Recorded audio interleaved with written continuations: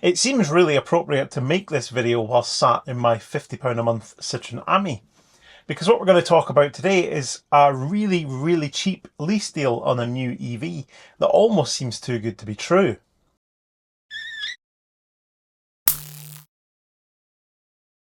There's a bit of a strange thing going on in the new EV market at the moment, with the announcement that the government is bringing back grants on new EVs, but that they're going to be very specific about which ones that they're eligible for.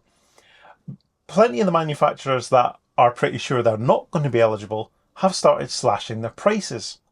Leapmotor is one of those. They're a Chinese brand that have an international joint venture with Stellantis to distribute their cars in the UK and Europe. And they are currently slashing prices big time, and that has led to a lease deal being advertised for the C10, which is this big SUV thing that they offer. Most people have probably heard of the Leapmotor T03, which is their little city car, the little Dacia Spring rival. But the C10 is a little bit less known, and it's another new model they're offering, and it's this really quite big SUV.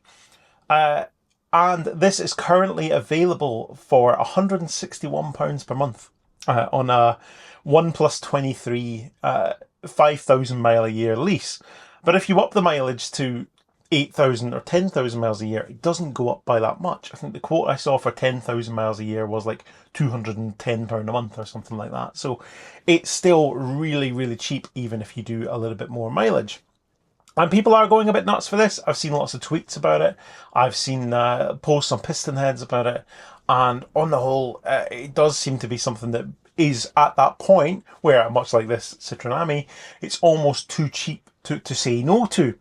Now, I've been caught in this trap once before. You'll remember the Maxus T90 EV, which I got on a 12-month lease for like £99 down, £99 a month. Again, seemed too cheap to be true, and yeah, it kind of suffered for it. It was pretty awful in most regards, and I actually ended up sending it back early. I hated it that much. And I feel like there might be some people setting themselves up for the same experience with the Leapmotor.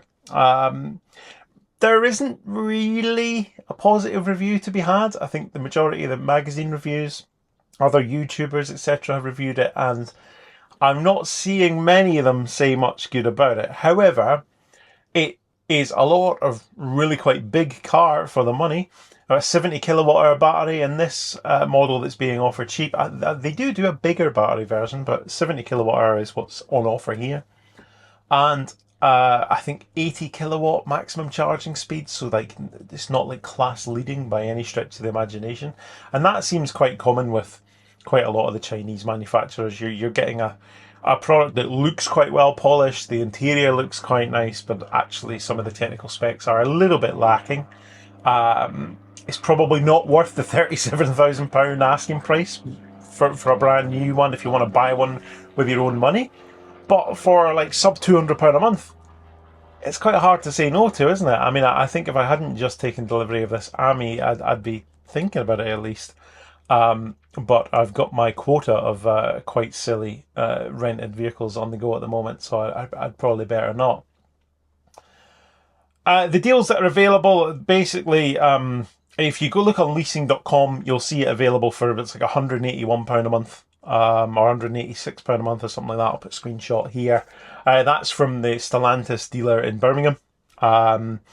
The cheapest deal that's being talked about at £161 a month on the same terms seems to be coming from the Leapmotor Citroen Stellantis dealer in Leeds. There's people on Pistonhead saying they've ordered them through them for that £161. I'm guessing the dealers are able to play a little bit with their commission and change the structure of the deal accordingly. So if you're wanting one for the lowest possible cost and you're able to pick it up from the dealership in Leeds, that does seem like the best deal that's around. But I guess in any case, they're pretty cheap and they seem like decent enough value. As I say, reviews aren't the best, but you've got to wonder how bad it could be. Now, I did say that about the Maxus T90 EV. I did say, how bad can it be? It turned out the answer to that was really quite bad.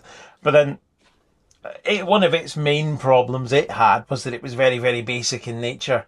And things like the climate control didn't work properly and stuff. And it felt like a kind of early generation vehicle that hadn't quite been finished off properly. And the Leapmotor stuff looks a little bit more polished than that. So although they're quite heavily criticised in some of the reviews for the way they drive and stuff, I can't see that it's that bad. And I don't think the people that have ordered one are going to be disappointed.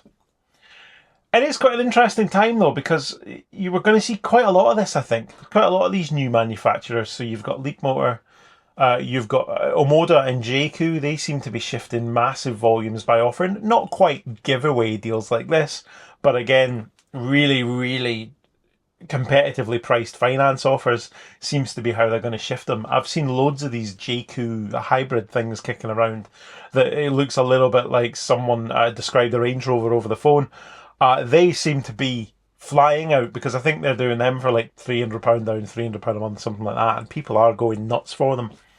Are they any good? No idea. There is obviously a lot of controversy about whether they're paying for reviews and all that kind of stuff, but people do seem to be buying them. I think if anything's cheap enough, it's going to sell.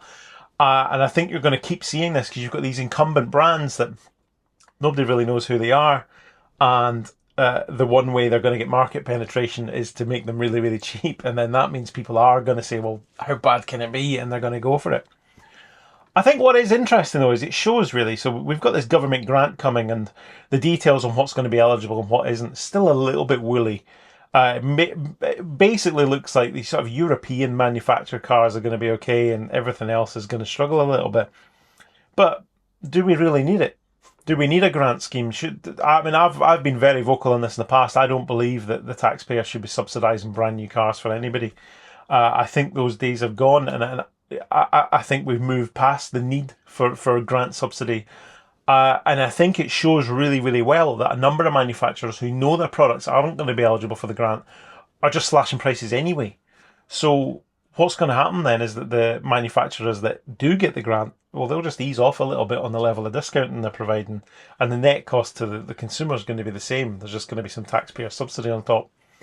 So on the whole, I don't think this grant is going to change very much. And I think the fact that everybody seems to be sidestepping it already really, really proves that. So I think there's some interesting times to come. We're going to see some interesting offers, and the Leapmotor C10 isn't going to be the last one, but I don't think this grant is going to do very much apart from, let's be honest, line the pockets of car makers using taxpayers' money, which isn't ideal.